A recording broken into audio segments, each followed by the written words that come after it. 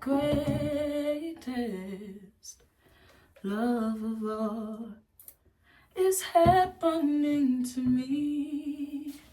Yeah, just do it. You say you gonna do it, do it then. Do it then. Stop talking about it, do it then. I just have the courage to do what I want to do. Even if it fails, I'd rather fail doing what I actually wanted to do.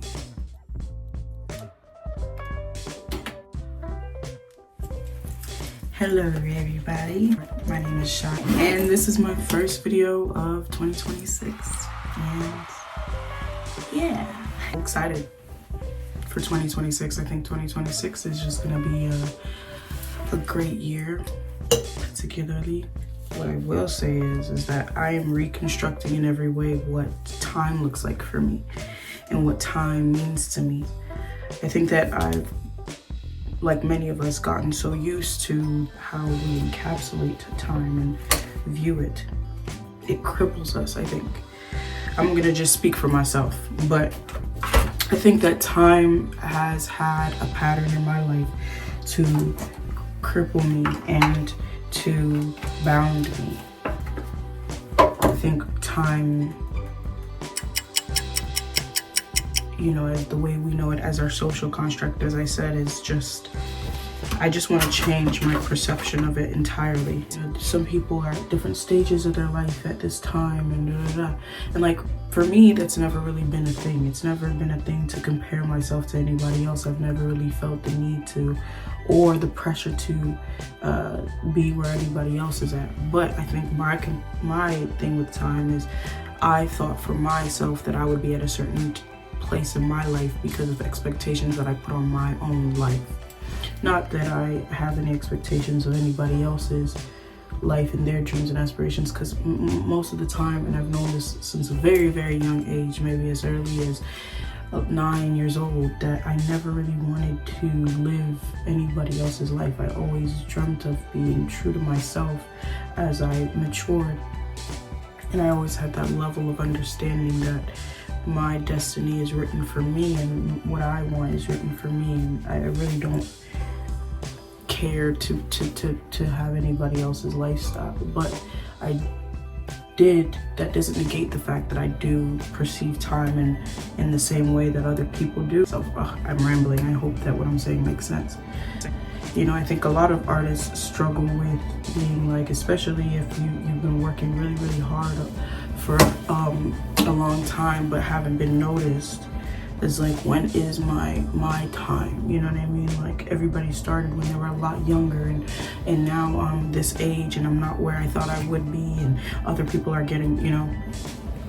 And that's your relationship with time, which cripples you. You know, you hear the saying that comparison is the thief of joy.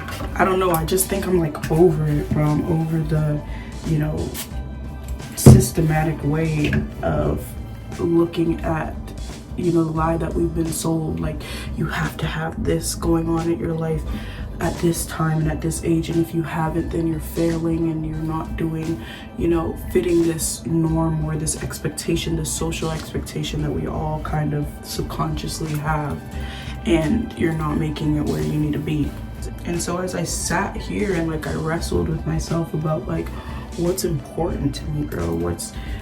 Does it matter? Like, why does that matter? And the truth of the matter is it doesn't. I think that's something that has been taught to us to slow us down or kill us from wanting to pursue our passions, and I just don't accept it.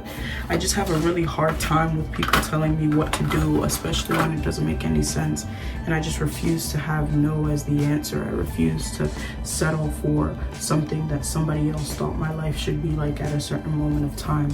In my pursuit of trying to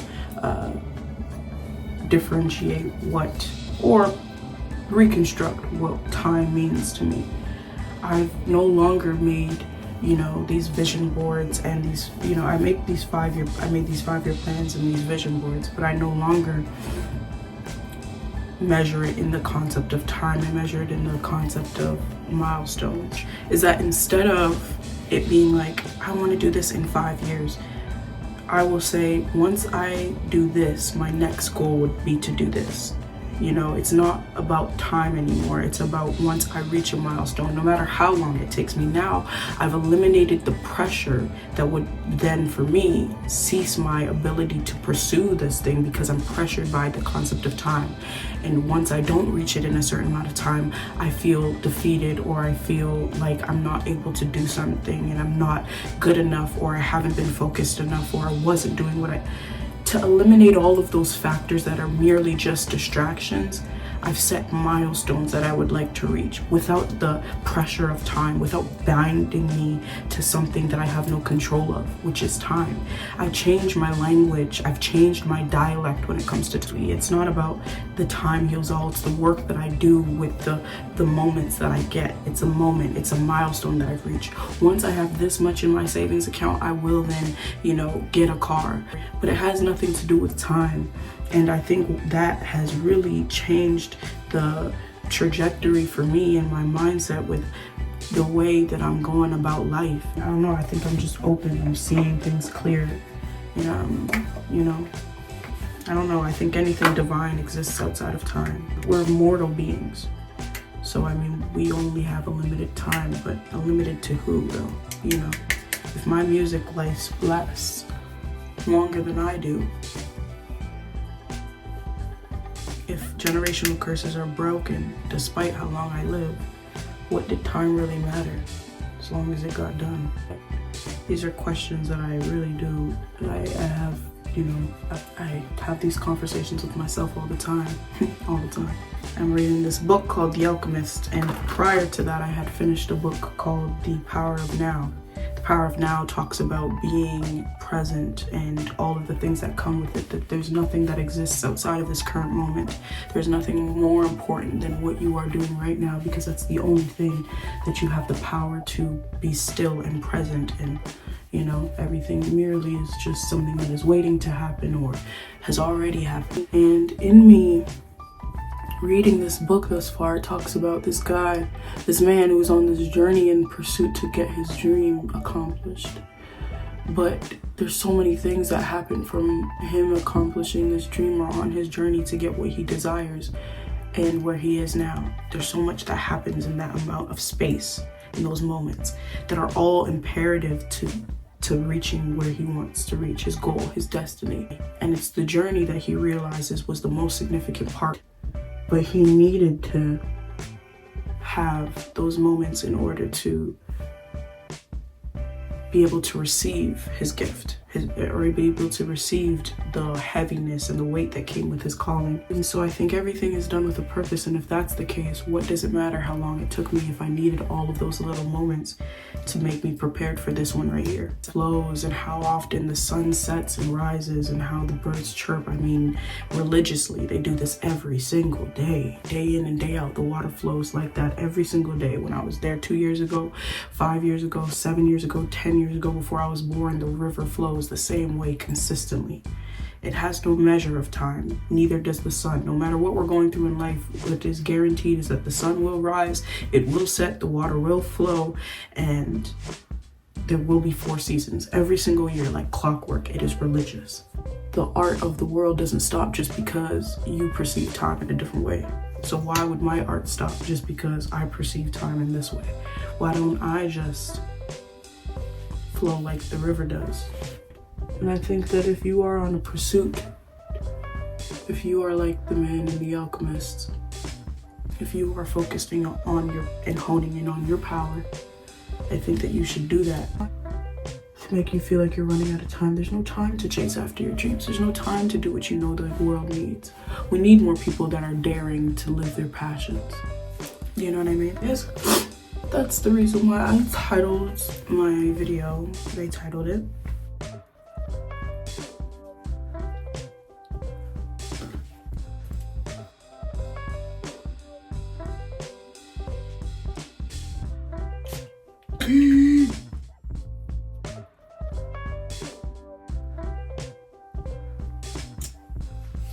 You say you gonna do it then. You do it then.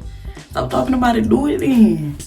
What, you know that song that Whitney Houston says, where she says, now I'm your baby tonight. Not that song. Think. What is the song called? You know it, you know it, you know it, you know it, you know it. It's not coming, hold on. Oh, she says, I decided long ago never to walk in anyone's shadows. If I fail, if I succeed, at least I lived as I believe. No matter what they take from me, they can't take away my dignity. Because the greatest love of all is happening to me. I found the greatest love of all inside of me. Yeah, I love it. Thank you, Whitney girl. Like, what's so great about music is, like, I was younger, I'm listening to that, I'm like, because the greatest love of all inside of me. Like, I was just singing it loud.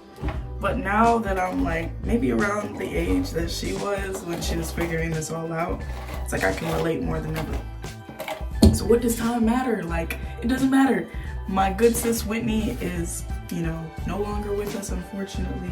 God bless her soul. But her music lives on, and I'm able to, years later, she released that song in like, what, the 90s or something? I wasn't even born. But that song relates to me so much now more than ever. Wants to come along with the journey? See you there. But anyway, that's the video. That's all. Anyways, I gotta go to school, gotta go to work. But I'm coming back and I'm recording a lot more stuff for my EP. It's almost finished. Anyways, thank you so much for watching. I hope you guys enjoyed, if anyone watches. But I hope you enjoyed, and I hope you dare to live your dreams, and I hope you leave time out of the mix and just live in the moments and set those milestones for yourself. Ooh. Yeah, set those milestones for yourself. And I'm not no preacher or anything, but yeah.